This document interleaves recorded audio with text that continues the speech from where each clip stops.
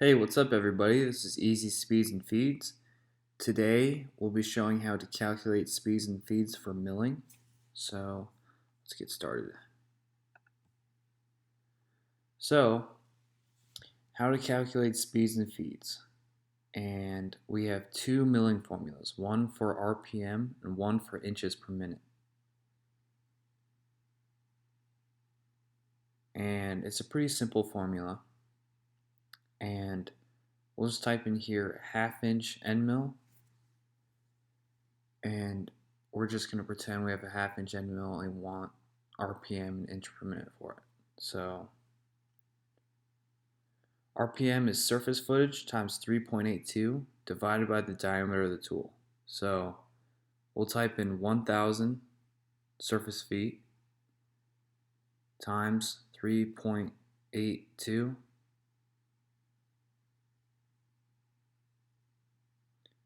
3,820 is what we got, and then we divide that by the diameter of the tool, so 500 thou, or a half inch. And we get 7,640 for RPM. Now, we need to do inches per minute. You need to do RPM first because you need the RPM for the inch per minute equation. So we're going to do RPM times inch per tooth times number of teeth on the cutter. So 7,640 times, we'll use our chip load, will make it 5 thou, and then we'll multiply that by the number of, it's a 3 flute end mill, so we'll go times 3. So that's 114.6 inches a minute.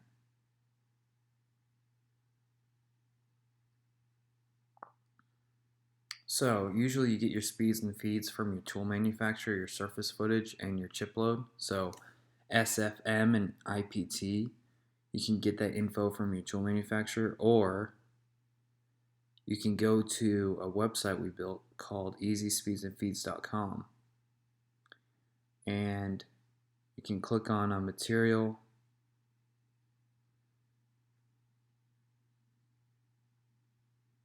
waiting for it to load, and then you can go down to milling and type in some information. So we had a half-inch end mill.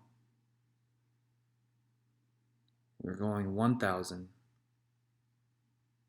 Number of teeth, 3. Inch per tooth, 5 thou. So our calculator's a little more accurate than what we just had on our notepad. And our calculator supplies SFM and IPT. So you don't have to guess or call up the manufacturer. So that's our little video on how to calculate milling speeds and feeds. I hope you guys liked it, and subscribe for more.